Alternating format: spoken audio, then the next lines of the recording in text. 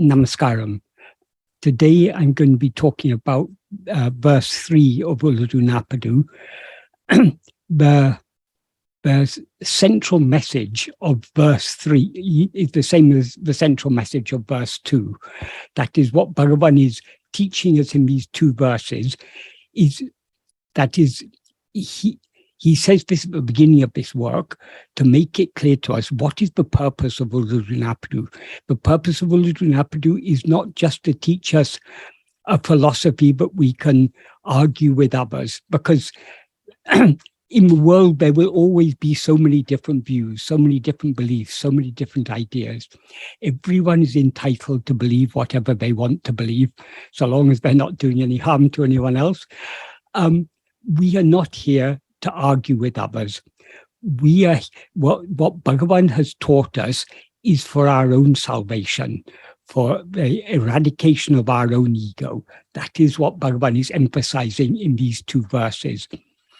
Since the central theme of these two verses is the same, I will first go over verse 2 again, which is the verse we discussed last time. That is, in verse 1, Bhagavan said that because we see the world, accepting one fundamental that has a power to become many is certainly the one best option. And then he said, the picture of names and forms, that means this world picture, or all phenomena, it basically means, the one who sees, namely ego, the cohesive screen, that is the background against which we see all this, and the pervading light, the light of awareness by which we see all this, all these are he who is oneself. He here refers to the one fundamental. We can also take it as indirectly referring to God, because the one fundamental normally we would refer to as it, but Bhagavan refers to it as he. But he emphasizes he who is oneself. So that one fundamental is what we actually are. Then in verse 2, what he says in verse 2 is, each religion initially accepts three fundamentals. Those three fundamentals, he doesn't specify it in the verse, but in the Kalivemba version, he does specify it: world, soul, and God. That is, religion here, the term is matam. It means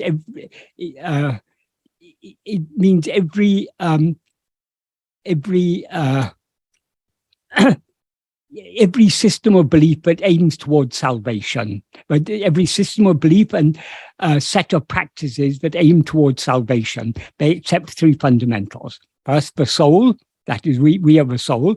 Then there's a world we see, and there's something beyond this world and soul, which is can be called God or Nirvana or whatever it is. There is something beyond this appearance of the world.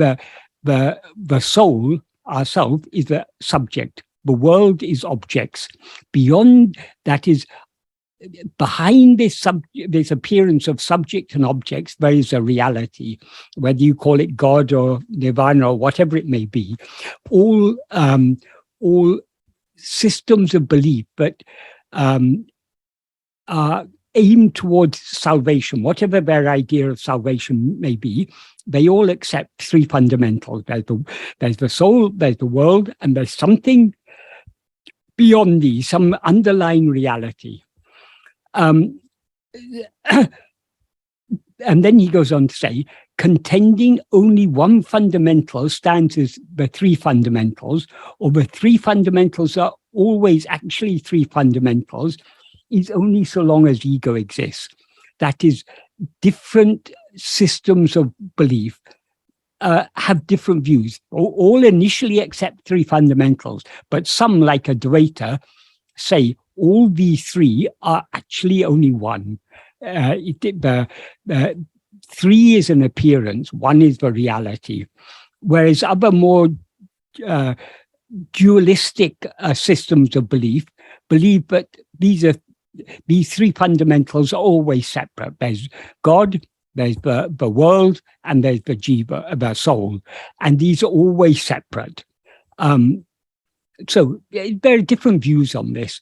Though Bhagavan has clearly, in the previous verse, he's indicated what he considers, what he advises us to accept as the one best option, but there's only one fundamental. And that is that one fundamental that is appearing of these three fundamentals. That is Bhagavan's view, or that's what Bhagavan teaches us, but that is not, we are not to engage in argument about that. If others believe have more dualistic systems of belief, that's fine. That's what is suitable for them at their present stage of development. So we are not here to argue about these things. And all such arguments, as Bhagavan points out, they're all only so long as ego exists. That means it's only when we rise as ego that we see others, we see different points of view, and that we get engaged in arguments. So the root of all these problems is ego. Bhagavan is, that is the central theme throughout Uڵḷadu Nāṛpadu, that ego is the problem.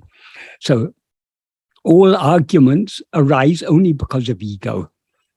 In the absence of ego, as in sleep, there are no arguments. We don't have philosophical arguments in sleep. Only in waking and dream are all these arguments possible.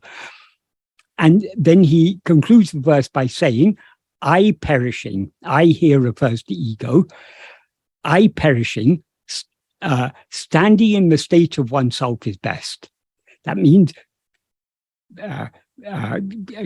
eradicating ego and just being as we actually are, that is best. He says very much the same in the third verse. What he says in the third verse, he goes into a little bit more detail, both about the types of arguments that arise and about the means by which we can get rid of ego. What he says in verse 3 is, he gives he first presents different points of view. Ulahumeypoyt, the world is real. tōṭṟam, an unreal appearance. These are two different points of view. Some people believe the world is real. Others believe it's just a false appearance. Ulahumaypoyt, the world is awareness. aṉḍṟu. aṉḍṟu means it is not. So some people believe that the world is, there is sentience to be seen in the world. Others believe that the world is jada. It has no sentience at all. The world is an object, but what is sentient is ego, the one who sees the world. So that again, 2 points of view. And another 2 points of view he mentions after that is ulahusukha, aṉḍṟu. That is, the world is happiness. It is not. That is, some people believe happiness can be obtained from the world. Others recognize that there's no happiness in the world. So basically what these three arguments, whether the world is real or unreal, whether it's awareness or ignorance, or awareness or jada, devoid of awareness, or whether it's happiness or not, there's no happiness in the world, all that is, this is Sat Chit Ananda. Is the world real or not? In other words, is it Sat or is it not Sat? Is it awareness or not? Is it Chit or not? That means, and is it happiness or not? Is it Ananda? So the reference here is to Satchidananda, whether the world is Satchidananda or whether it is not Satchidananda. Of course, the perspective from Bhagavan's point of view, the world is just a false appearance. It is jada. It is not, jada means not aware. And it is devoid of happiness. There's no happiness to be obtained in the world. What is real is only ourself, that fundamental awareness I am, our own being. That is what is real. That alone is what is a true awareness. and that alone is happiness. So there's no happiness to be found outside. There's no reality to be found outside, no awareness to be found outside. What we are seeking needs to be found within. That is Bhagavan's teachings. But the point he's making here is, he mentions these different points of view, and then he says, eṉṭṛu, uraittu, eṉ. That means, literally, it means, why disputing? Like this. Why here implies, what is the use of it? What is the benefit of disputing? If we study Uḷḷadu Nāṛpadu, the purpose of studying Uḷḷadu Nāṛpadu is to investigate ourselves and know what we actually are. It's not to engage in arguments. So though Bhagavan teaches us that the world is just an unreal appearance, but it is jada, and that it's devoid of happiness, having understood that, what should we do? We should investigate what is real, what is awareness, what is happiness, namely ourselves. We shouldn't go out to the world and start arguing. So Bhagavan says that the implication is all such arguments are meaningless, purposeless. They're of no benefit, as he implied in the previous verse. And in the previous verse, he says all these arguments are possible only so long as ego exists, in the previous verse. And then he says, I perishing, standing in the state of oneself is best. This he elaborates upon more here. How does this I perish, and how do we stand in our real state, is what is implied in the second half of this verse. He says, ulahuvitṭu, leaving the world. That means withdrawing our mind from the world, ceasing to take interest in the world. If we understand that the world is just an illusory appearance, it's just a dream, why should we continue taking interest in it? Why should we want to convince others? So we should leave all thought of the world. And then he says, ulahuvitṭu, that's leaving the world. That doesn't mean outwardly leaving the world. Inwardly, we need to leave all interest in the world. Then he says, taṉṇaiyōrndu. Oṉɖu is an adverbial participle from the verb or, which has two meanings in this context. Or means both investigation and knowing. So taṉṇaiyōrndu in this context implies investigating and knowing oneself. That is the means to get rid of ego. So leaving the world, investigating and knowing oneself. Then he says, oṉɖṛu, iraṇḍu, taṉaṭṟu. Oṉɖṛu means one. Iraṇḍu means two. Tān is an intensifier here, so it can be taken as itself, or we need not translate it. It's more or less can be taken as a poetic expletive here. Oṉɖṛu, iraṇḍu, taṉaṭṟu. Aṭṛu means ceasing. So one and two ceasing. What does he mean by one and two ceasing? Here, one refers to Advaita. Two refers to Dvaita. So, but the implication is all arguments about duality and non-duality ceasing. That is, only when we allow our attention to go outwards is there room to be engaged in arguments about whether duality or non-duality. So all such arguments ceasing, and then he says, nāṉaṭṛa a-n-nilai lārkkumop. That means that state in which I has perished is agreeable to all. Why does he say it's agreeable to all? Some people may say, no, I don't want a state devoid of I. But every day in sleep, we go into that state devoid of I, and we all find sleep very agreeable. Nobody objects to having to sleep. Everyone, when we are tired, there's nothing we want more than to sleep. However many worldly desires we may have, all our worldly desires will be uppermost in our mind when we're fresh and vigorous. When we become tired, we drop all our worldly desires and want nothing but more than to subside in sleep. So that shows that this state is agreeable to all. But of course, Bhagavan isn't recommending that we sleep, because sleep is just a temporary state. Sleep is a state of maṇḍṟeṇ, a temporary dissolution of mind. We want a permanent dissolution of mind. That state in which I has perished, that means not merely ceased temporarily as in sleep, but perished forever. That state in which ego is eradicated. And how do we eradicate ego? Only by investigating and knowing ourselves. And in order to investigate and know ourselves, we have to withdraw our mind from the world. We have to withdraw our attention from the world in order to turn it within. So leaving the world is a necessary prerequisite for investigating ourselves. And when we turn within, all thought about and all arguments about duality and non-duality will cease. Because it's only when we look out that there seem to be many things. When we look within, if we look within keenly enough, deeply enough, we will see that we alone exist. So, yes, that is duality, but it's a non-duality, but is devoid of even the possibility of any duality.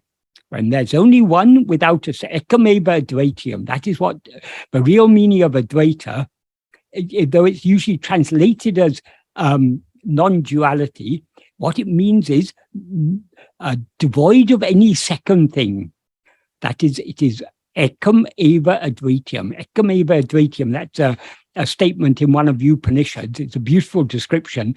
It means one only without a second. So there's only one thing without any second thing. What is that one thing? Tattvamasi, you are that. So we ourselves are the one thing that actually exists. So what do we need to do? We need to investigate and know ourselves. When we know ourselves, I will perish. I here refers to ego. What we actually are is the pure I am. When that pure I am refers to our being and to our awareness of our being, which are one and the same. That is what is real. When that is mixed and conflated with adjuncts, as I am this, I am that, I am this person, I am this body, I am Michael, I am whoever, that is ego. That adjunct mixed awareness is ego. If you remove the adjuncts, so just the pure I am alone remains, that is what is real. That is one without a second.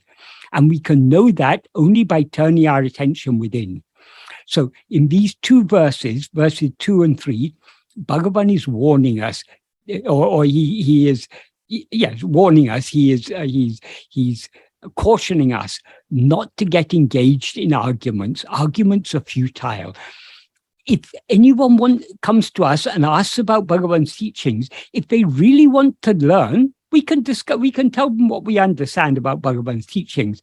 But if they come just to have arguments with us, the arguments don't benefit them and they don't benefit us. Nobody is benefited by an argument, or an argument in the sense of a disputation. If it's argument in the sense of a reasoning, if someone wants to know what is the reason for believing Bhagavan's teachings, why should we accept what Bhagavan says, then we can give logical arguments. But that isn't disputation. That is just explaining the reasons why it is reasonable to believe what Bhagavan has taught us, and why it is reasonable to focus our attention on following the path that he has shown us. And the path that he has shown us is investigating ourselves and thereby eradicating ego. When ego is eradicated, that, as he says in the previous verse, yan kettu, I perishing, being or standing in one's own state, in the state of oneself, that's in our natural state, is best. And as he says here, that state in which I has perished is agreeable to all. So that is what this is what Uڵḷadu Nāṛpadu is all about. Though Bhagavan in the verses that follow in 4, 5, 6, 7, and so on, he talks about the world. But why does he talk about the world? Why does he emphasize that the world is unreal? In order to show us why it is necessary for us to know ourselves before trying to know anything else. So Bhagavan talks about the world, not because he's concerned about the world, because our mind tends to go out towards the world. We need to understand the unreality of the world. We need to understand what is real is not anything we see outside, but only our own fundamental awareness, I am. So that is the main import of this and the previous verse. So does anyone have any questions they'd like to ask about this? So thank you, Michael. And I think I remember you having an online discussion with, on the blog. Yes. And somebody quoted this verse and said, it really doesn't matter whether the world is real or not. That's how they interpreted this verse.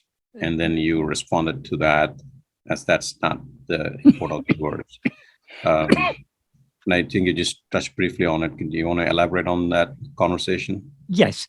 If it doesn't matter whether the world is real or not, why does Bhagavan in the subsequent verses explain the unreality of the world?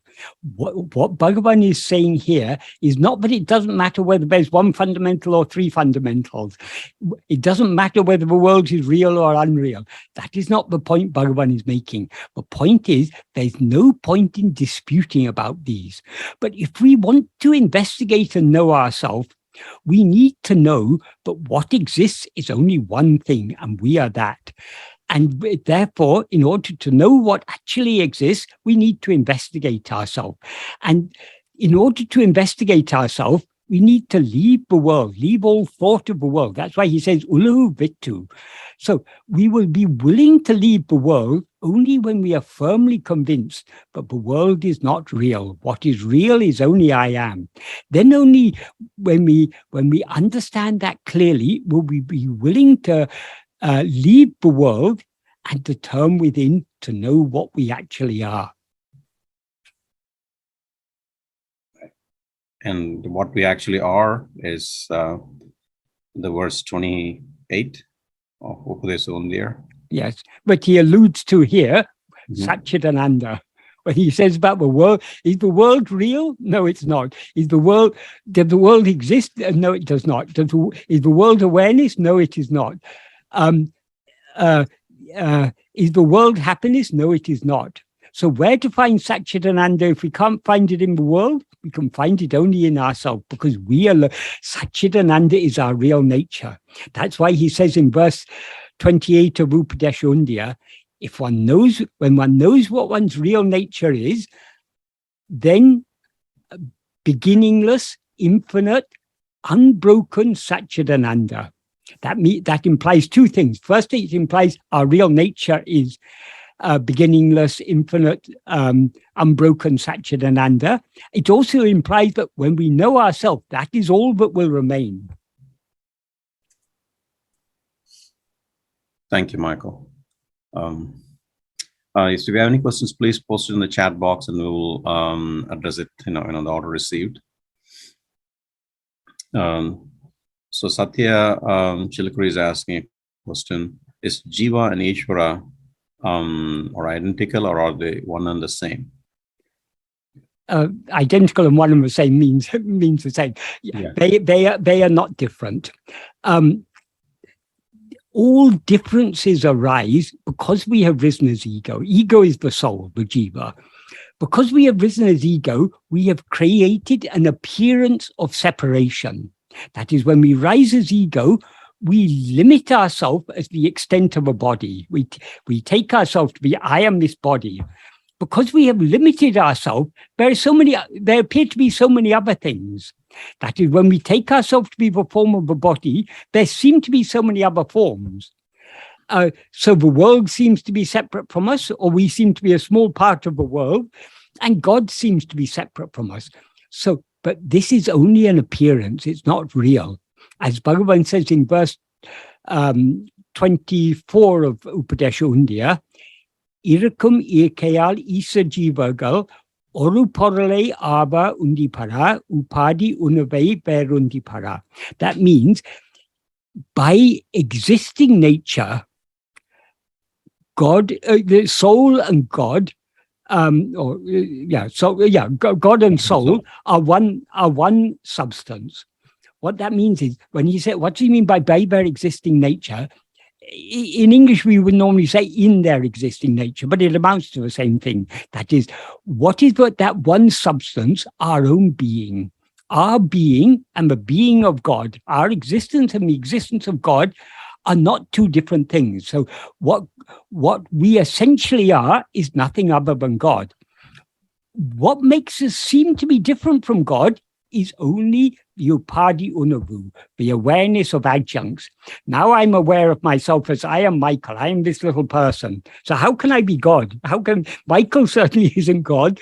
So I seem to be separate from God because I take myself to be Michael. But what God actually is that which is shining in our heart as I am. That is what we actually are. If we remove the adjuncts, what remains is only that fundamental awareness I am, which is Satchidananda. And that is God, and that is what we actually are.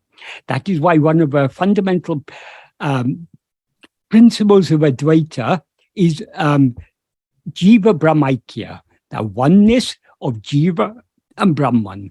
That is, the differences appear only because of the adjuncts that Jiva takes to be itself. But in our being, in our essential nature, we and God are one. Thank you, Michael. Thank you. That's well addressed. There is a question. And likewise, can I just say one more thing? Sure, please. The world appears in whose view? Only in the view of ourself as ego. So the world has no existence independent of ego. So the world is, in essence, nothing but the ego. That is, ego is the dreamer, the world is what is dreamt. What is dreamt has no existence independent of the dreamer. It is the dreamer seeing itself as the world, as the dream world. That is why Bhagavan says in verse 26 of Uڵḷadu Nāṛpadu, if ego comes into existence, everything comes into existence. If ego doesn't exist, everything doesn't exist. Ego itself is everything. That is, what we are now seeing as this world is nothing but ourselves. So everything is not, all objects, all phenomena, the whole world is nothing but ego. And ego, if we as ego investigate ourselves, if we turn our attention within to see who am I, we will thereby subside and merge back into our source and see that we are nothing but Brahman. So the world is nothing but Jiva, and Jiva is nothing but Brahman. So ultimately, Brahman alone exists. And what is Brahman? We are that. Thank you, Michael. This is a really good question here. Listener likes to be anonymous. In Dhyana Patu, Swami song, yes, Sadhuvam sings, in the cave of our heart, we can see God who exists everywhere. Only after we have seen him here with all that exists, we seem to consist of him. Engumulla kadvalai idea guhel kanalam. Ingu kanta piruhutan irupadellam avamayam. Yes, that's a very beautiful verse. Beautiful verse, right? So I'll read it again for the benefit of all devotees. In the cave of our heart, we can see God who exists everywhere. Only after we have seen him here will all that exists be seen to consist of him. You speak of there only being one thing, namely ourself. Can you explain Sri Sadhuvam's verse in the light of Bhagavan's teachings as a whole? That is, God here refers to our own real nature. We are, that is, Anadi Ananta Satchidananda. We are beginningless, that means eternal, Anadi means endless. It also means eternal. It means without any limit, without any end. So we are infinite and we are unbroken. So there cannot be any place where we are not, where Satchidananda is not. So God is referring to our real nature here. God who exists everywhere. Engum uڵḷadu, God who exists everywhere. Ideya guhel karnalam, can be seen only in the cave of the heart. That is, so long as we look outwards, we are seeing this world of names and forms. Or we are seeing within the mind, we're seeing thoughts and so on. That's all outwards. We need to look back within, look deep within ourselves. Only when we look deep within ourselves can we see what we actually are. That is, so long as we are looking outwards, we are seeing multiplicity. But multiplicity is unreal. What is real is ekam-eva advaityam, one only without a second. That is God, that is ourself. So, though God exists everywhere, because everything obviously exists since God is the only thing that actually exists, nothing can exist independent of God. So, just like if you have a bunch of gold ornaments, you may have rings and necklaces and bangles and everything. Each one of those gold ornaments is pervaded fully with gold. There's no part of those gold ornaments that is not gold. In the same way, God is the substance that appears as all this. So there's no place, no time, no state in which God is not present. God means, as I say, our own real nature. So he exists everywhere. But though he exists everywhere, so long as we are looking outwards, we cannot see God as he actually is. Because we're seeing it, God, we're seeing the world and we're seeing all these names and forms. That is not what God actually is. God is actually that which is shining in our heart as I.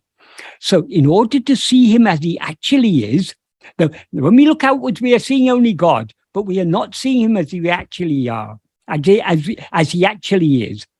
That is, when you see the snake, what are you actually seeing? You're seeing only a rope, but you're not seeing it as a rope, you're seeing it as a snake. So long as we see God as this world, we are not seeing God as he actually is. So in order to see him as he actually is, we need to turn our attention back within, see him in our own heart. When we see him in our own heart, as our own self, as what we actually are, as that fundamental awareness I am, then ego will merge back into him, and the world, since the world exists only in the view of the world will also merge. Everything will merge, and he alone will exist.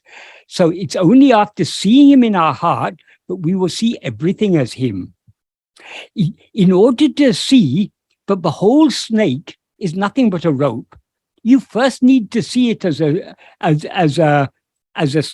rope. But so long as you see it as a snake, you're not able to see the rope. You're seeing the rope, but you're not seeing it as a rope. You're seeing it as a snake. So you need to look at the rope, the snake very carefully to see what it actually is. When you see what it actually is, you will see the whole snake from head to toe, from head to tail, was nothing but a rope. Likewise, when we turn within and see ourselves as we actually are, we will see there's nothing other than ourselves. So everything that exists, irpadellam, all that exists, avan-mayam, is avan means he, mayam means consisting of or composed of.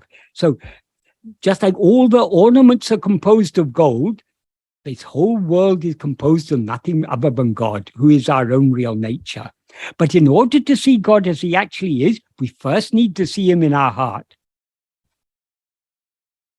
Does that adequately explain that verse, or do you want to ask anything more on that, whoever asked the question?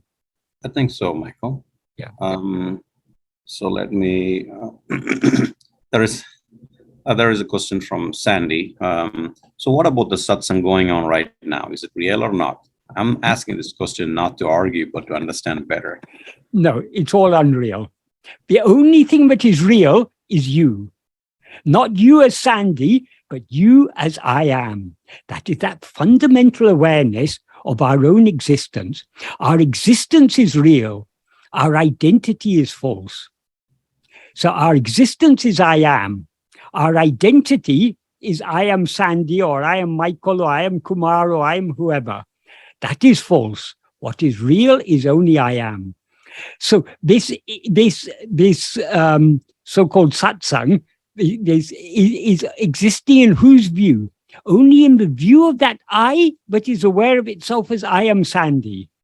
So since Sandy is unreal, and the I that is aware of itself as Sandy is unreal, everything experienced by that Sandy is unreal, except for one thing, I am. That alone is real. All of Bhagavan's teachings are unreal. If Bhagavan's teachings were real, they would be false. Because he tells us everything is unreal. Everything except I am is unreal. So that must include his teachings. So if his teachings are true, they are unreal. If they are real, they are false. So the teaching, we cannot find the reality in anything other than ourselves. That's why Bhagavan said in paragraph 16 of Nāṇaṭṭa, Bhagavan says we need to investigate and know ourselves. We cannot investigate and know ourselves in books. That includes Bhagavan's own teachings, Uڵḷadu Nāṛpadu, Upadesha Arunachya Panchakam, all these, we cannot find ourselves in these things. Why then are these texts useful?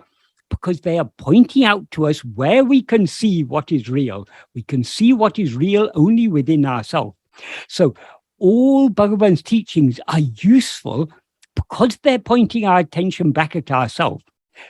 That is the central aim of all of Bhagavan's teachings, is to turn our attention away from everything else back towards ourselves. So, but his teachings are true in the sense that they are pointing us in the right direction. They are unreal in the sense that nothing other than I am is real.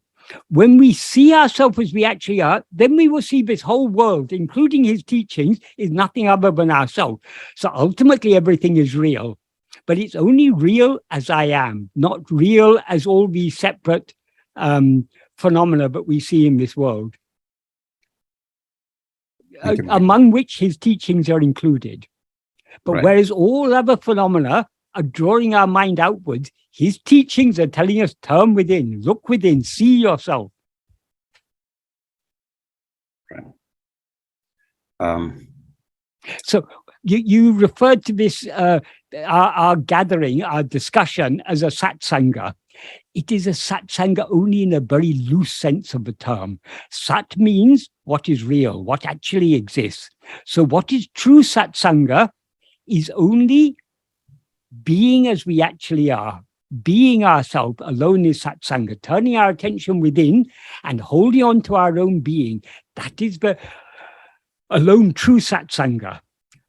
Because our minds are coming outwards, and because Bhagavan's teachings are directing us to turn our attention back within, associating with his teachings is also an indirect form of satsanga, because his teachings are directing our attention back towards Sat. What is Sat? Only I am. Nothing but I am is Sat. Good. Thank you, Michael. Next question from Satya Chilakuri. So when we pray, who are we praying to? We are praying to Bhagavan, but Bhagavan is not anything other than ourselves. So we are praying to our own reality, what we actually are. That who is the one praying? It is ego. Ego is addressing its prayer to its own reality, to what it actually is, which is Bhagavan. Right. And to the extent that we are considering ourselves as a separate individual, we need to pray to someone, right? Yes. But that someone we're praying to is not up in heaven, in the clouds or somewhere. It is our own. That God who he is in the clouds, he is in the space, he is everywhere, but we can see him only in our own heart.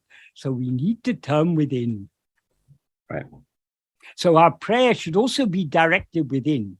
We are praying to our own reality, to our own heart. Right. Bhagavan makes that so clear. If we read carefully, any of the hymns of Aruṇāchala Stuti Panchakam, Aksharam-lai, Navamani-malai, Patikam, Ashtakam, or Pancharatnam, it is very, very clear.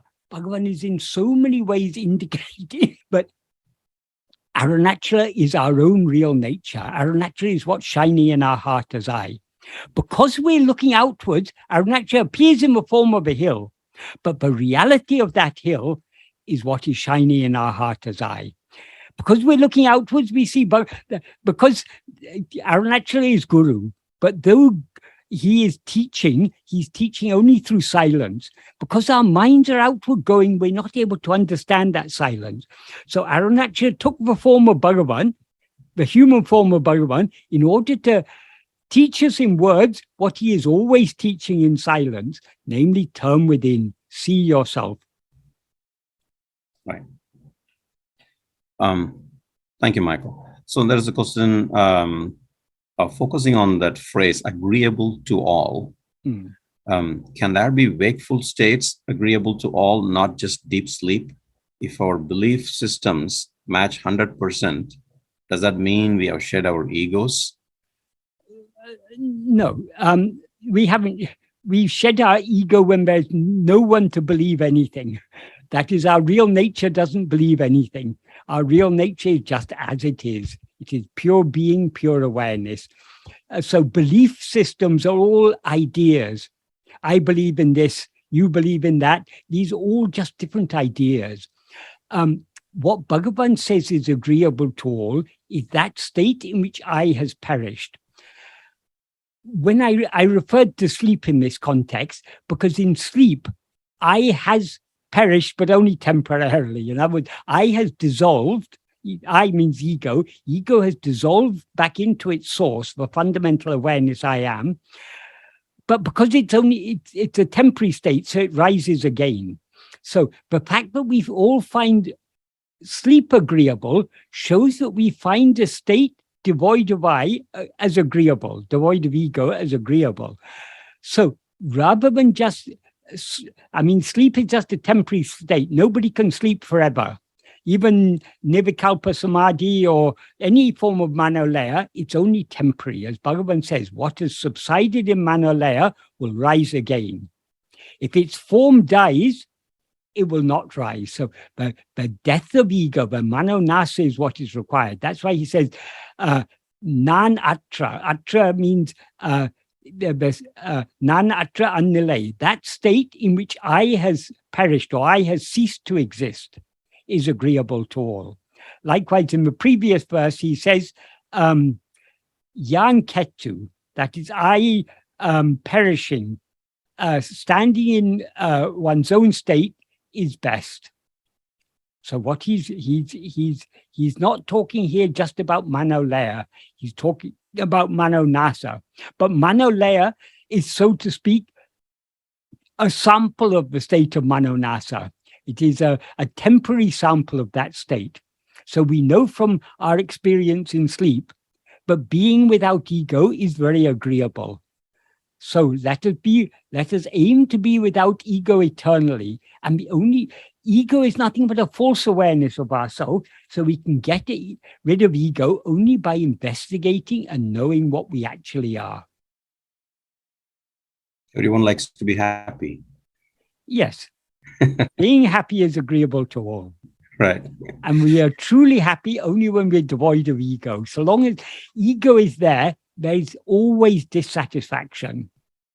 Whatever pleasures or joys we may experience in this world, none of them are entirely satisfactory. So we can attain full satisfaction, full happiness, only by eradicating ego and remaining as we always actually are. Thank you, Michael. Mate is asking this question. We know that by practicing self-investigation, our vasanas are getting weaker and our love to be self-attentive is increasing.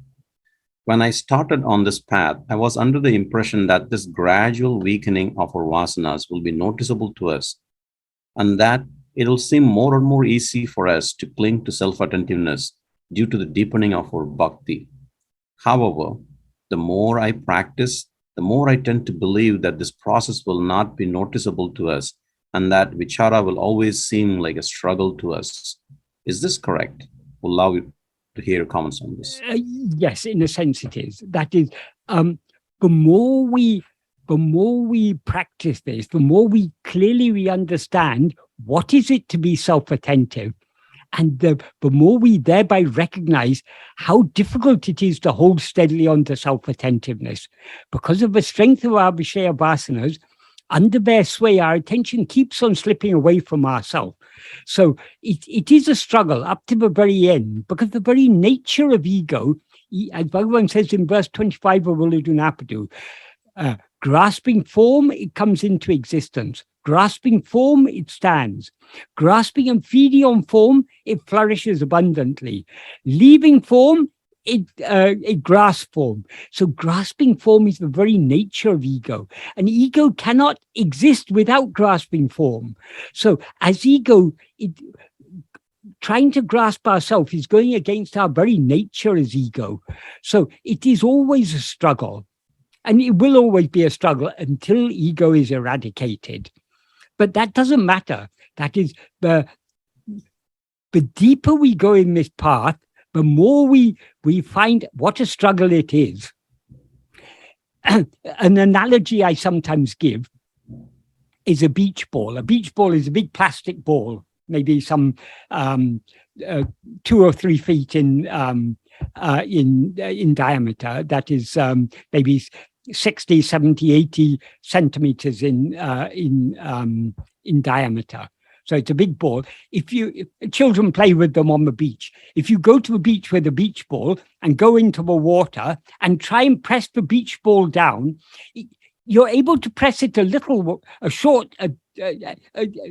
slightly into the water and hold it steady. But the more you try and press it down, the more unsteady it becomes, the more resistance you face. So you try and press it down and it slips this way. When you try and rectify that, it slips that way. It's very, very difficult to hold a beach ball underwater because it's round. It'll be going this way, that way. So the more you try and press it down, the more it will be resisting. Likewise with the mind, the deeper we try to go within, the more our vasanas will be resisting. Our vasanas means those vasanas are not something other than ourselves. They're our own likings, our own inclinations, our own liking to hold on to other things for our very survival. So it will always seem a struggle, this path. But just because it seems a struggle, we shouldn't think that we are not making progress. The very fact that we are willing to continue struggling is itself a sign of progress. And you use the word seem. It's still a seeming struggle. It is a seeming struggle because being what we actually are is our very nature. We are always that. But so long as we have risen as ego, we make what is actually natural seem unnatural. It seems to be against our nature to attend only to ourselves. It's against our ego nature to attend to ourselves, but being aware of nothing other than ourselves is our real nature.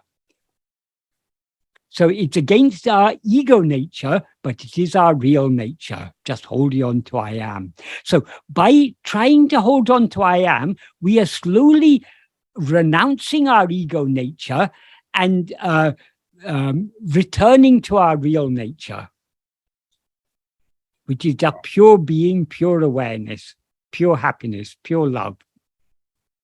Right. Thank you, Michael. Srikant is asking this question, and it's a little long, so let me just read it. Can I just say one more thing on that? Please. Because that question is a very important question. many people who don't have a clear understanding of what it means to be self-attentive, they say, I was meditating for 20 minutes, I didn't have any thoughts, it was very blissful. And they take that to be self-investigation. That is not self-investigation. Merely stopping thoughts is not self-investigation. There may be so many ways in which we can stop thinking, but the thinking we're stopping is the grosser. There's still some subtle thinking going on there, because the first thought I is still there.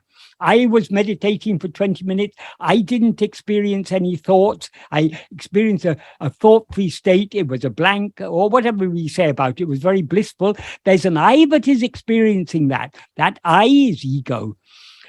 So merely stopping thoughts is not self-investigation. Self-investigation is holding on to I. To the extent to which we hold on to I, thoughts will stop.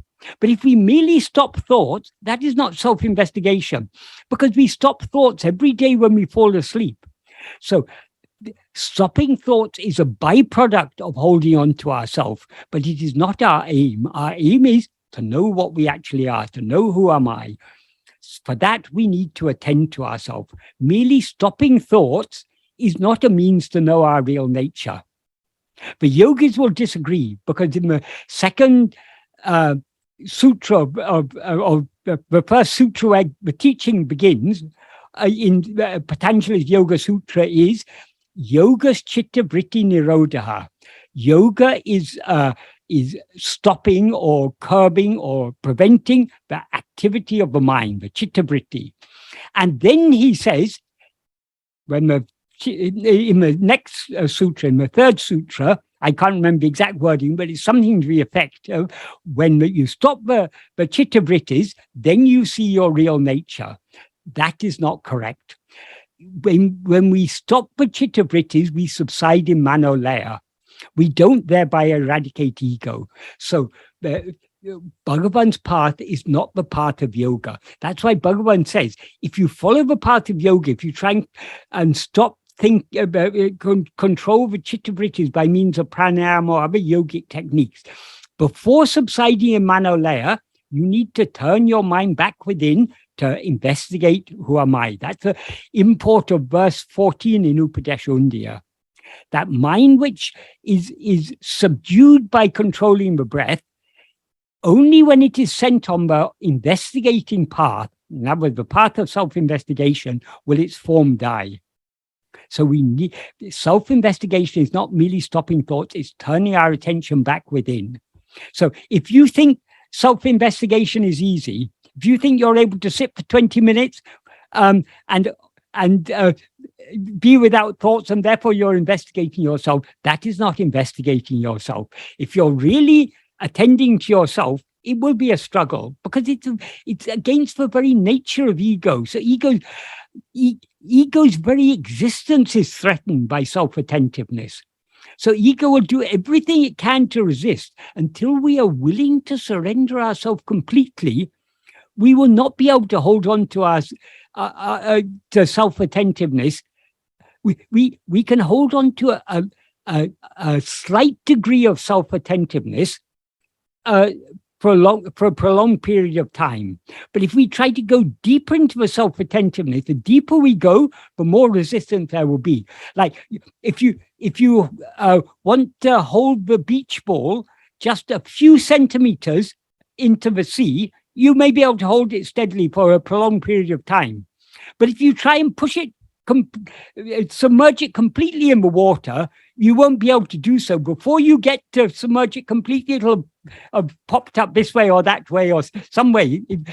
It's very difficult to keep it steadily deep in the water. That's why Bhagavan recommended trying to hold on to self-attentiveness. He says, nirantara swarupa smarana. Uninterrupted self-remembrance. That is just holding the beach ball a few centimeters under the water. We need to hold on to at least, as he called it, a tenuous current of self-attentiveness we need to hold on to. The more we hold on to that tenuous current of self-attentiveness, the deeper we will be able to go. So we can hold on to a slight degree of self-attentiveness, for a prolonged period. But if we want to go deeper, then it becomes a real, the deeper we want to go, the more there's a struggle, the more resistance there will be. And merely stopping thoughts or imagining you're in a thought-free state is not holding on to a tenuous degree of self-attentiveness. Whatever the mind may be doing, whatever the body, speech may be doing, we are always aware I am. We should try to the extent possible, to hold on to that. We should try to remember that fundamental awareness I am, at least to some extent. So in relation to that, Srikant is asking a question. Thought exists in a dimension where our sense organs are active. Our past experiences through the sense organs are stored as memory. During self-investigation practice, when thoughts occur, we can conclude that our mind is still in the dimension of our sense organs. Is this a right statement? Do thoughts arise from different layers, or are thoughts seated in one particular dimension? In a few cases where I feel thoughts are subsided, there is a thought which searches for other thoughts. I have seen prompts like let go, to whom are these thoughts occurring? I understand Sri Sadhvam had suggested a few prompts to raise our vantage point. Are there other prompts? So, okay, that's quite a lot of questions. Yeah, exactly. It'd probably be better if you can break it up a little. So let me repeat the first question as for benefit of all. Thought exists in a dimension where our sense organs are active. Our past experiences through the sense organs are stored as memory. During self-investigation practice, when thoughts occur, we can conclude that our mind is still in the dimension of our sense organs. Is this a right statement? We'll start with that first. That is, the sense organs are thoughts, the body is a thought. But so long as we rise as ego, we cannot rise as ego without taking a body to be ourself. The body we take to be ourself, as Bhagavan says, it is a form composed of 5 sheaves. So all the 5 sheaves are included in the term body. So there cannot be thought without this fundamental thought, this first thought, the ego, which is the thought or the false awareness, I am this body. So we are never completely away from the 5 senses, so long as we are rising as ego. But this body and the 5 senses, which are part of the body, are all only thoughts. But the ego cannot stand without holding on to these thoughts as itself. So the senses are not a separate domain. They are part of the body, which ego always takes to be I. So we are never totally away from the 5 senses, so long as we rise as ego. About memories, yes, when we memories start off as perceptions. Through the 5 senses, we experience things, or even not all memories are derived from the 5 senses, because there's our internal response to that. That is, when we experience something, it creates, within us, we experience joy or sorrow or something. So, for example, if we experience bereavement, where someone very close to us passes away, we are not only remembering the passing away of that person, we are remembering how much grief we felt about that, how sad we were feeling. So, so not all memories are derived directly from the 5 senses, but it's all so that all these things are so entangled. Why we feel that grief? Because through our 5 senses, we have come to know that our friend or our close relative or our beloved one has passed away. So we can't separate all these things. Once we rise as ego, we take a body to be I, and the body consists of 5 sheaths, which includes the 5 senses and includes the mind, the memories, the perceptions, the emotional responses, the likes, the dislikes, everything is all included in this, in the 5 sheaves, which are included in the term body. So we never really separate ourselves from the 5 sheaves so long as we rise as ego. Sorry, we never separate ourselves from the 5 senses so long as we rise as ego. Right. So do thoughts arise from different layers, or are thoughts seated in one particular dimension? I think you answered. I don't know exactly what you mean, but the 5 sheaves are sometimes described as if they're different layers, but they're not different layers in a physical sense. Sometimes they're compared to the layers in an onion. But that is a rather gross analogy, because the 5 sheaves are not like that. They are different layers in the sense that they are different degrees of subtlety. What is most gross is this physical body. It's hard, we can hit it and everything. More subtle than the physical body is all the physiological processes that are happening in the body: the breathing, the heartbeat, the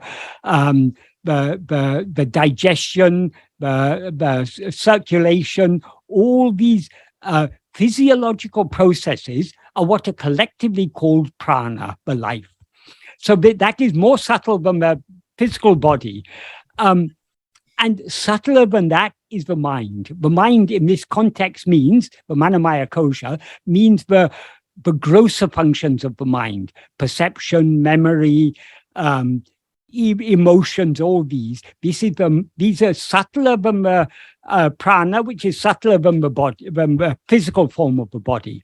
Subtler than the mind is the intellect, and subtler than the intellect is the anandamaya kosha. The anandamaya kosha is the chittam, the will.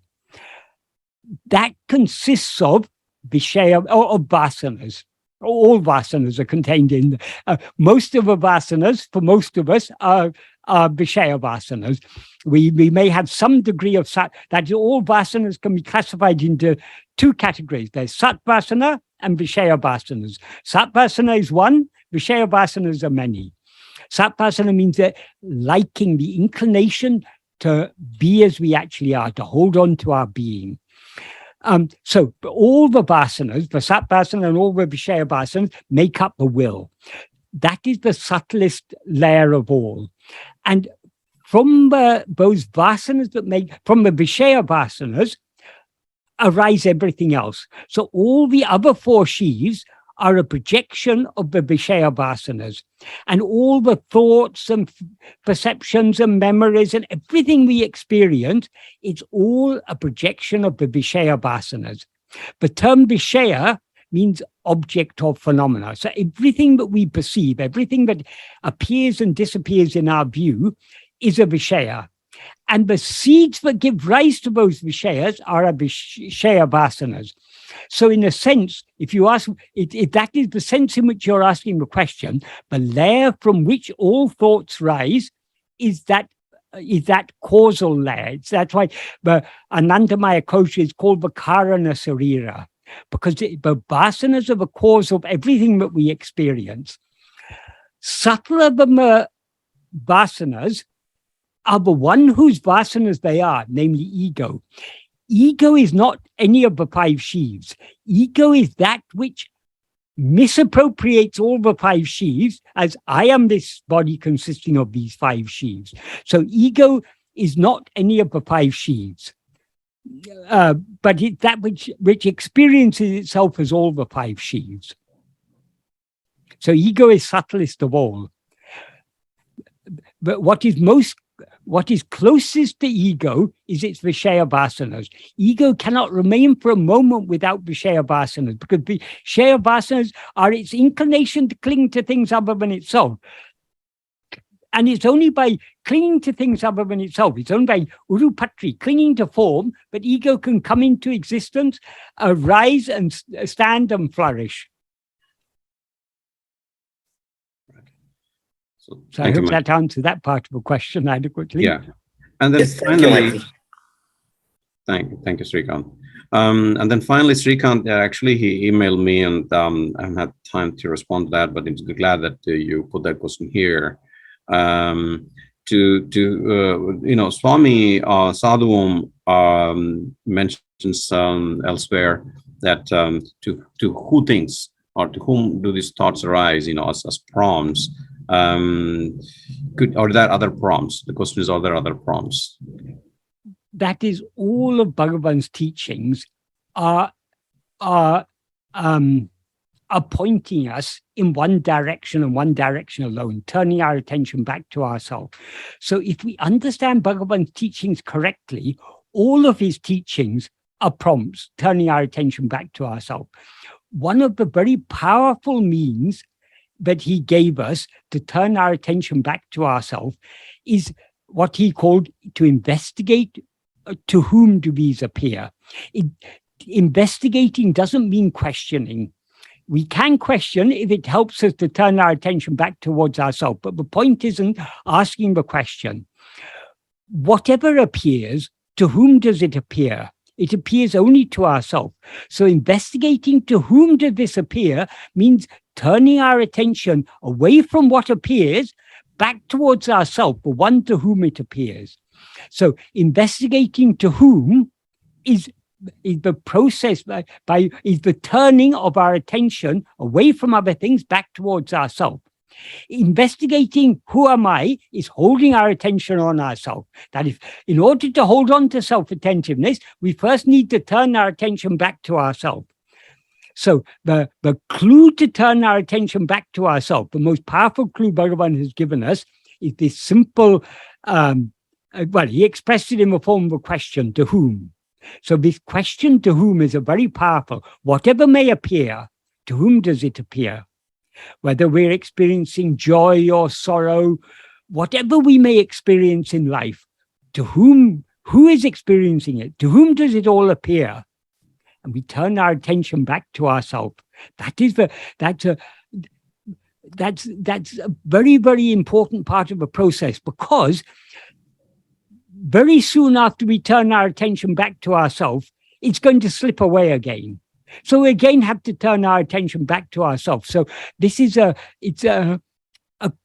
we are constantly, the need to turn our attention more and more within is constantly there, because the more we turn our attention within, the more it slips outwards. So the more we need to turn it back within again. So that is a very, very important pointer. What other pointers has Bhagavan given us? Well, every verse of Uڵḷadu Nāṛpadu is a pointer. Every verse of Aksharamala is a pointer. Every teaching of Bhagavan, if understood correctly, is a pointer. It's pointing us back in the same direction.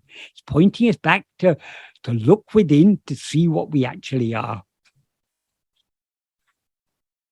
Yeah. And like for example, in verse 26, I think is it taṉṇaiyōrn taṉṇaiyōrn right? Yeah. So that sometimes that has acted as a prompt for me, Yes. and then in another time. But when we are attending to us, when Bhagavan says, taṉṇai, being oneself alone is knowing oneself, that applies not to, obviously in that context, he's referring to the ultimate. When we know ourselves as we actually are, it is just being ourselves. But to the extent to which we are attending to ourselves, we are there by being as we actually are. So attending to ourselves is not a doing, it is a being. It is that is the ego that rises to do things and to know things. When it turns its attention back within to know itself, it subsides. And along with it, all its doing and its knowing subsides. So the more we attend to ourselves, the closer we come to our natural state of just being. Right. Thank you, Michael. There's another question. That is why merely reading Bhagavan's teachings is not sufficient. Reading his teachings is sravana. We need to think deeply about it. What is the implication? Why is Bhagavan saying this? Whatever Bhagavan teaches us, it's for a purpose. If we merely understand the words he says without understanding the purpose of those words, our understanding of his teachings will be very, very superficial.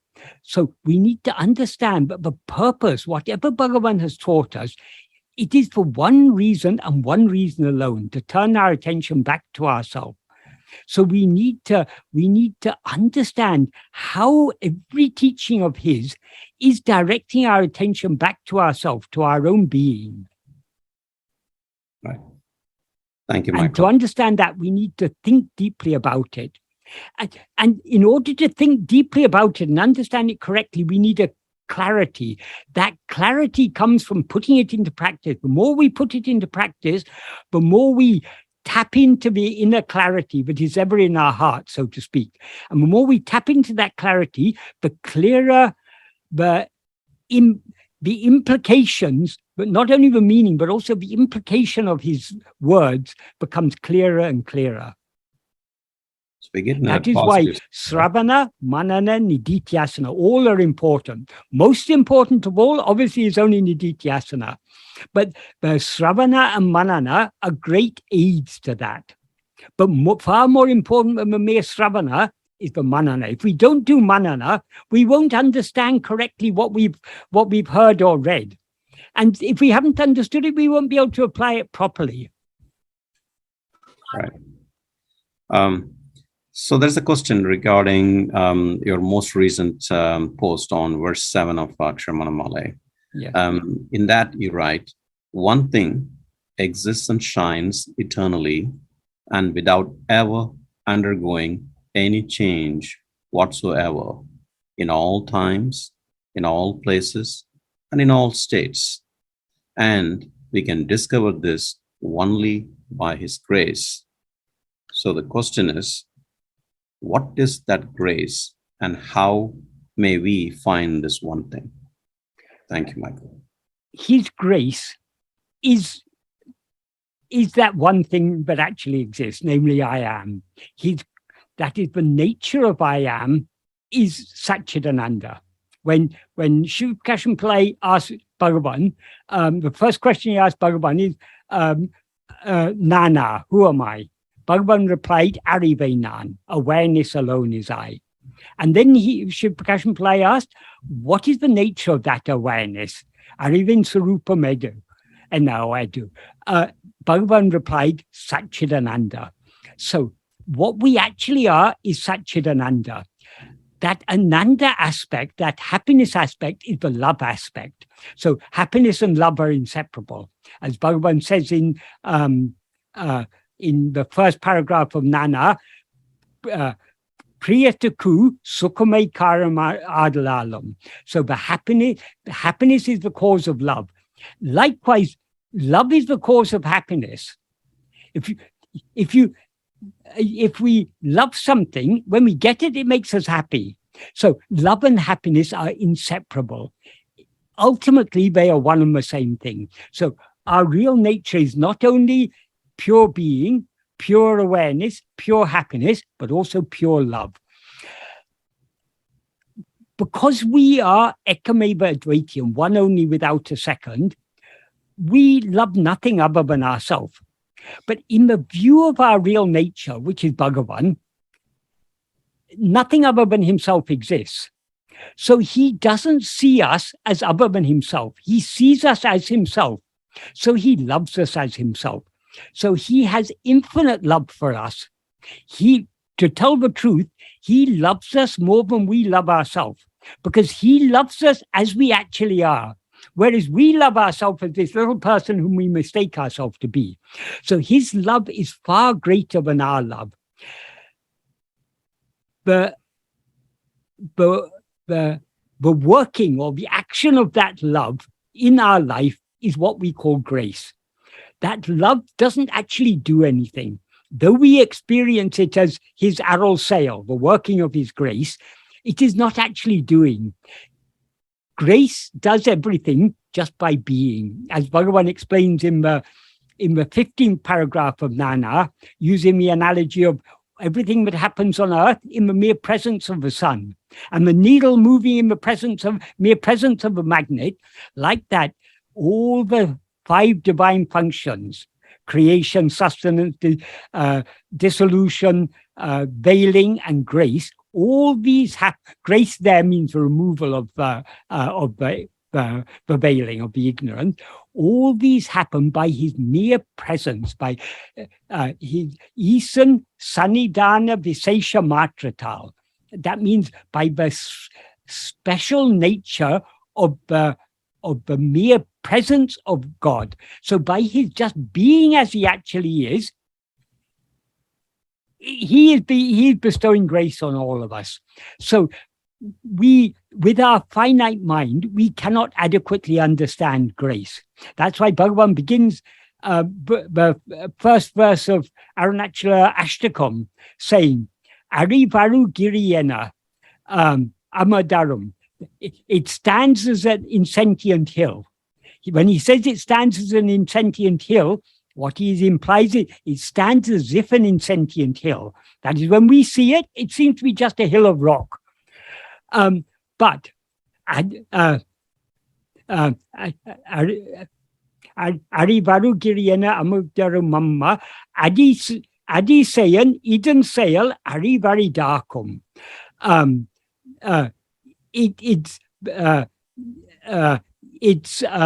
Its action means the action of its grace is Adisayam is wonderful. It is Arivaridakum. It is very difficult, it is not possible for anyone to understand it. That is, with our finite mind, we can't understand grace. If you want to understand grace, there's only one way. Know yourself. You yourself are the grace. So you cannot understand grace without understanding yourself. And why does Bhagavan say, but grace is absolutely essential? Why is grace necessary to know ourselves? Because we who are trying to know ourselves are ego. The very nature of ego is to go outwards.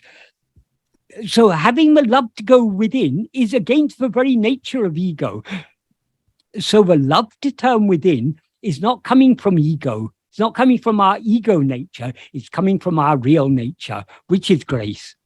So without the seed of love that is planted in our heart by grace and nurtured in our heart by grace, we cannot, we wouldn't even begin to try to follow this path. That's why Bhagavan often said, grace is the beginning, the middle, and the end. It is grace that attracts us to this path. It is grace that supports us while we're following this path. And eventually, it is grace that will swallow us. That is the end. Until we are swallowed completely by grace, we haven't yet reached the end. Thank you, Michael. So there is a good question here. Can we follow Bhagavan's path even if you're not familiar with Indian culture? Some concepts feel hard to grasp or alien to me. For example, I find it hard to feel devotion to Arunachala. No offense intended, but to me it is just a hill. I still feel great love for Ramana. I find his kindness towards all the most heart-melting. I'm thinking this is because I come from the Christian culture where we are encouraged to be devoted to saints and Jesus.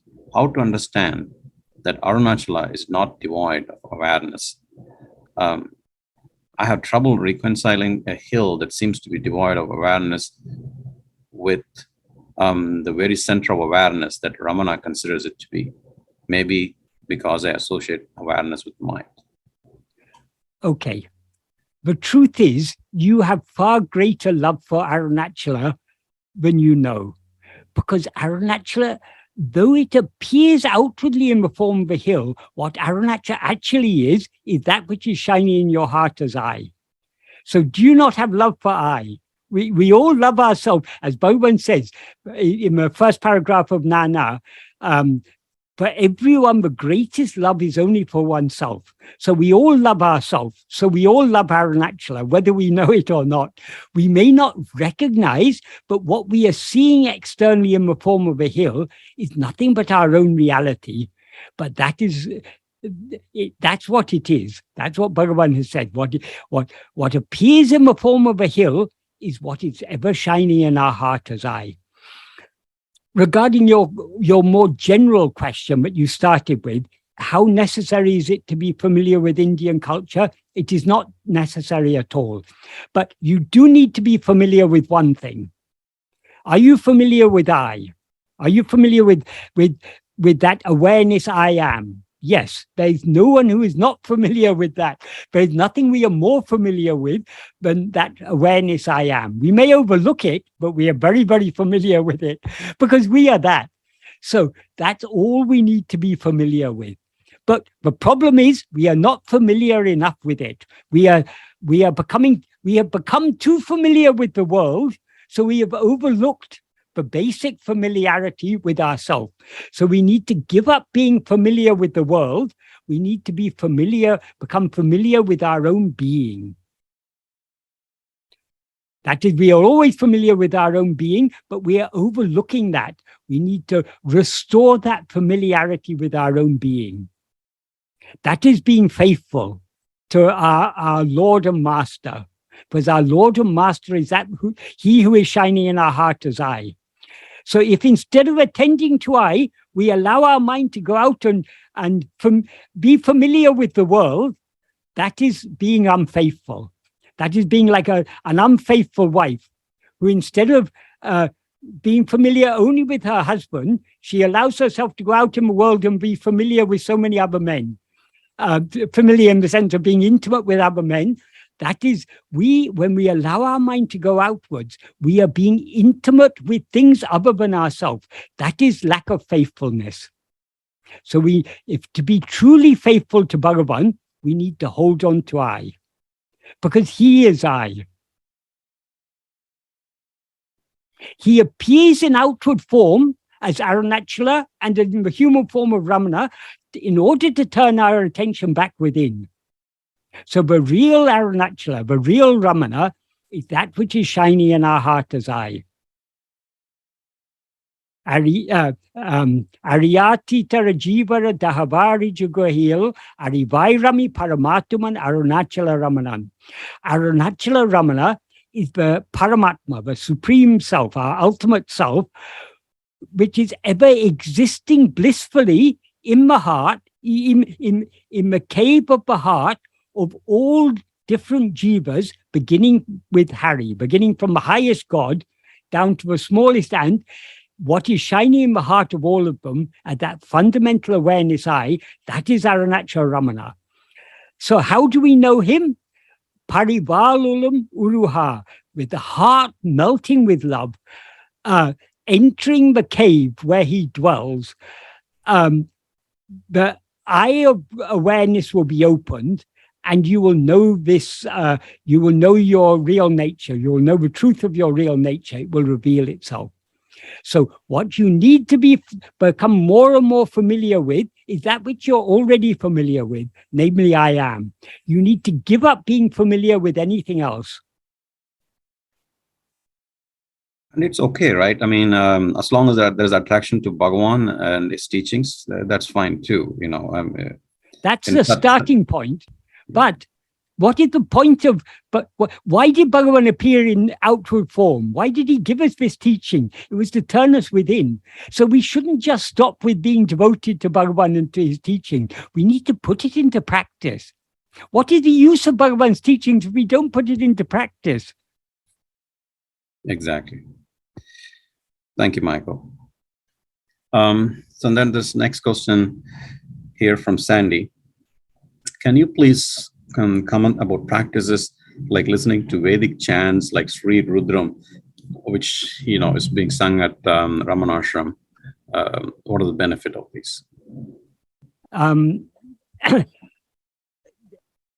not aware of any benefit. If someone knows some benefit, they can tell you. According to Bhagavan, The practice we need to do is to turn our attention within and see who am I. So seeing what we actually are, that is the beneficial practice. There are other types of practices. It depends with what spirit you're doing it. The vast majority of the Vedas belong to what is called karma kanda. That is, it is the ritualistic portion. It teaches ritualistic actions for fulfillment of desires in this world and the next. So if you want to have a prosperous life in this world and go to heaven in the next world, all these Vedic rituals are prescribed for that. That is the primary purpose of them. That's the vast majority of Vedas. Why? Because that's what most people are here for. Most people want to have a happy life in this lifetime, and they want to go to heaven afterwards. They don't want to just they don't want to be just happy in this world, and they don't want to be just happy in the next world. They want the best of both worlds. They want to be happy here and now and happy in the next world. So that is because that is what people want, Vedas cater to that. But the end of the Vedas, the Vedanta, the ultimate aim of the Vedas is what is taught in Vedanta. Vedantate Vera Vilangum Veda Porol Arunachala. Bhagavan praised in Aksharam. Arunachala, grant me the import of the Vedas, which shines without another in Vedanta. So it's in Vedanta, but the real import of the Vedas is to be found. And what is that import? It's that which shines without another, one without a second. Ekkameva Dvaityam. That's what Bhagavan is referring to there. So what is that one without a second? Tattvamasi, you are that. So in the Vedas, there are very, very useful teachings, but there are also a lot of teachings that cater to all sorts of tastes that people have. So Rudram and Chamakam are usually sung together. I don't know much about the meaning of Rudram. I think it's a praise of Rudra, who is one of the Vedic gods who later became associated with Shiva. That is, Shiva is not actually one of the Vedic gods. He is one of the gods of a later development of Hinduism. Developed these Vishnu, Shiva, and all these. This is later with the development of Bhakti Marga, which came much after the early parts of the Vedas. So Rudra is one of the Vedic deities, and Rudram is a stotra in praise of Rudra. But according to the Vedic, those who have faith in the Vedas, who chant these Vedas, they will never chant Rudram without Chamakam. Chamakam is very important. And what does Chamakam mean? You want to know the benefit of Chamakam? Every line of Chamakam is saying its benefit. It's called Chamakam because every line or every sentence ends cha may. Cha means and, may means to me. So basically, it is a long shopping list of all the worldly desires you could have. Cows to me, sons to me, this to me, that to me, heaven to me, this to me, this to me, to me. So it's all a pure Kamyata prayer. So these Vedas are not for this karma kanda portion of the Vedas is not for those who are following the spiritual path.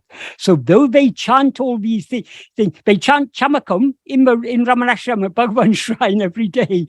But what connection does Chamakam have with Bhagavan's teachings?